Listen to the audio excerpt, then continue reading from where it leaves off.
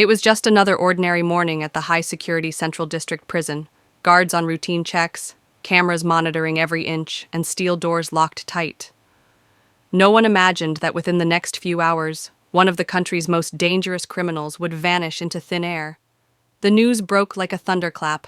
Notorious inmate escapes from maximum security prison. Panic swept through the public. Media scrambled for details, and authorities were left scrambling for answers. The incident happened on a Tuesday morning around 6:45 a.m. It was supposed to be a routine cell inspection, but by the time the guards opened the cell door, it was empty. The prisoner was gone. No signs of struggle, no broken locks, no footage of him leaving.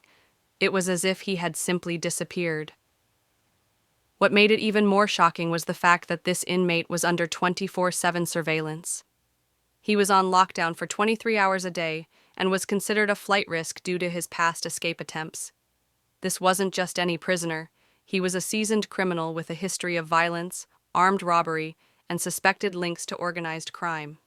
He had escaped custody once before, years ago, and had been recaptured after a nationwide manhunt. Since then, the authorities claimed he was under the strictest watch. So how did it happen again?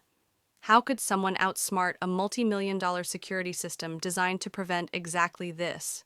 The escape triggered immediate lockdowns across the prison, while highways and borders were alerted within minutes. Helicopters were launched, roadblocks were set up, and a massive manhunt was initiated. Yet hours turned into days, and the escapee was still nowhere to be found. For the public, this wasn't just a failure, it was terrifying. A violent criminal was now back on the streets, and the very system that was supposed to protect them had failed. As pressure mounted on law enforcement and prison officials, one thing became clear. This escape wasn't a fluke. It was planned, calculated, and flawlessly executed. But the question that haunted everyone remained. How his name was Rayan Malik, but on the streets, he was known by another name, the Ghost. Feared by many and known to few, Rayan had built a reputation that sent chills down the spines of both criminals and law enforcement alike. Born and raised in a troubled neighborhood on the outskirts of the city, his descent into crime began early. By the age of 14, he had already been arrested for theft. By 17, he was leading a gang involved in armed robberies and extortion. But Rayan wasn't just any gang leader. He was smart, calculating, and dangerously charismatic. He never left evidence behind, never used the same method twice, and always seemed 2 steps ahead of the police. His criminal activities escalated over time, from robbing small businesses to masterminding a series of high-profile heists that targeted armored trucks and jewelry stores across the country. What made him truly dangerous, however, was his ability to manipulate people.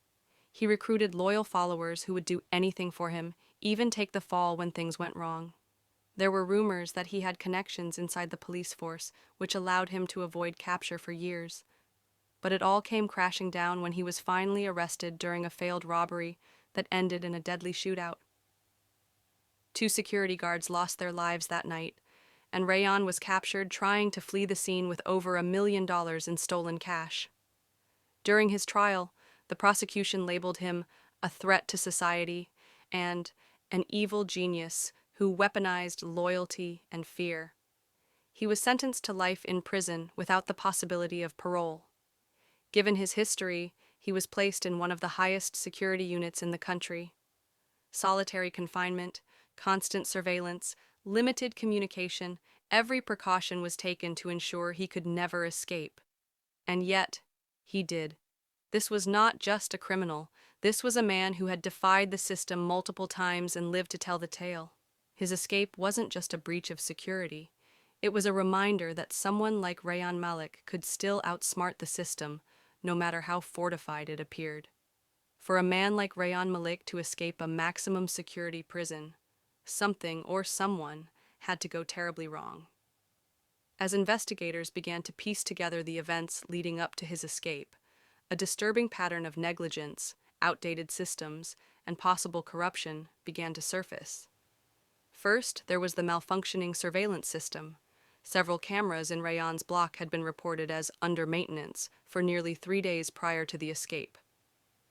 Despite repeated requests from lower-level staff to have them repaired, no action was taken. This left blind spots, vulnerable areas that Rayan somehow knew about. Then there was a staffing issue. Due to budget cuts and staff shortages, the prison was operating with 40% fewer guards than required. The morning of the escape, 2 key officers assigned to Rayan's unit were replaced by temporary staff with minimal training.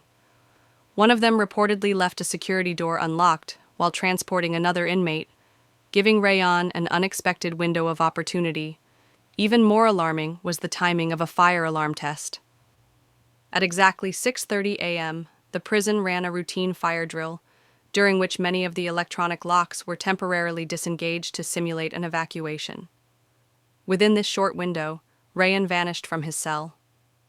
Investigators now believe he used the confusion to slip through the corridors unnoticed, but perhaps the most chilling revelation was the possible involvement of an insider.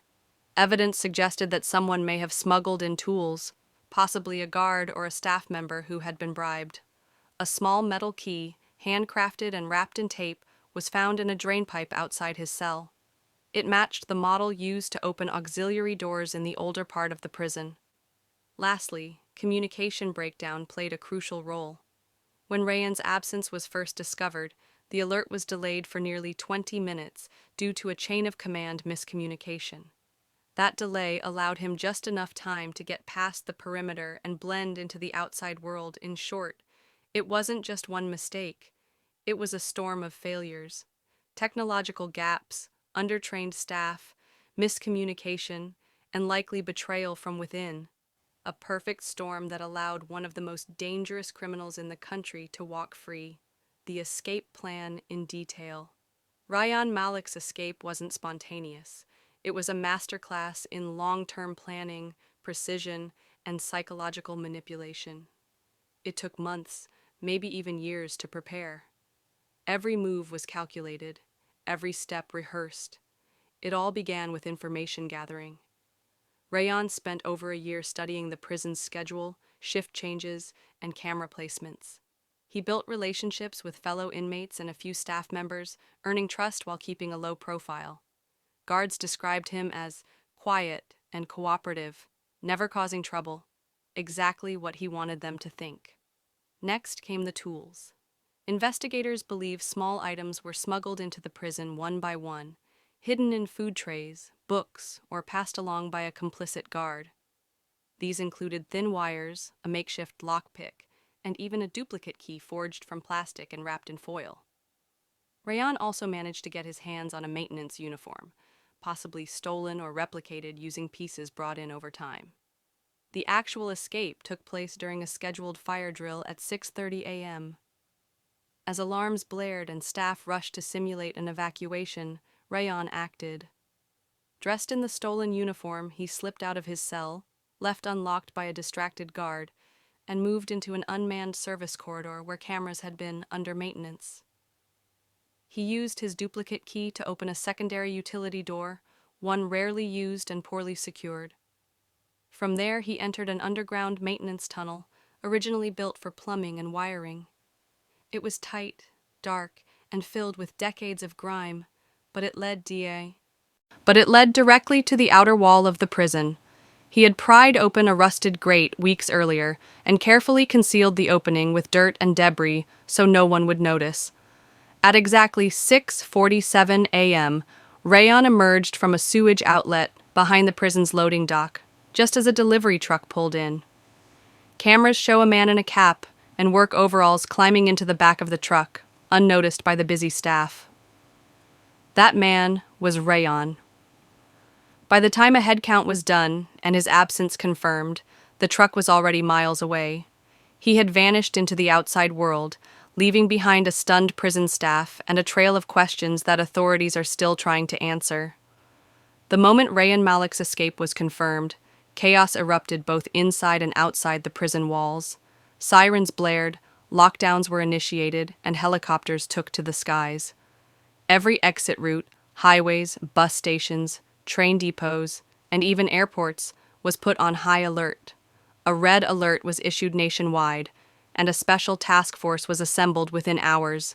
The media exploded with coverage. "Ghost escapes again," read headlines, echoing the public's growing fear and disbelief. Social media was flooded with CCTV stills, escape theories, and wild speculations. Many questioned how someone with Rayan's record could possibly escape from what was supposed to be an inescapable facility. The public reaction was a mix of outrage and fear. Citizens demanded answers, and families of his past victims called for the resignation of prison officials. For weeks, people avoided traveling at night. Schools increased security, and neighborhoods set up watch groups. The psychological impact of knowing a violent mastermind was roaming free was unlike anything the country had felt in years. The government response was swift and severe. Within 48 hours, the prison's warden and several senior staff members were suspended. An independent investigative panel was formed to uncover the truth behind the failure. Preliminary findings pointed to systemic issues: outdated infrastructure, poor training, and low morale among staff, many of whom feared retaliation from criminal networks connected to inmates like Rayan. Meanwhile, the manhunt continued. Tips poured in from across the country, some credible, others completely false. A massive bounty was placed on Rayan's head, and border control was intensified. The task force traced his possible movements through fake IDs, burner phones, and sightings that suggested he had help on the outside. Several of his known associates were arrested, but none admitted to knowing his location. Despite the best efforts of law enforcement, Rayan Malik remains at large. His ability to vanish without a trace, once again, has reinforced his legend. Some believe he's already fled the country. Others are convinced he's hiding in plain sight. What is certain, however, is this: his escape has not only embarrassed the justice system, it has exposed deep cracks in a prison system once thought to be unbreakable. And until he's caught, those cracks will continue to haunt the nation.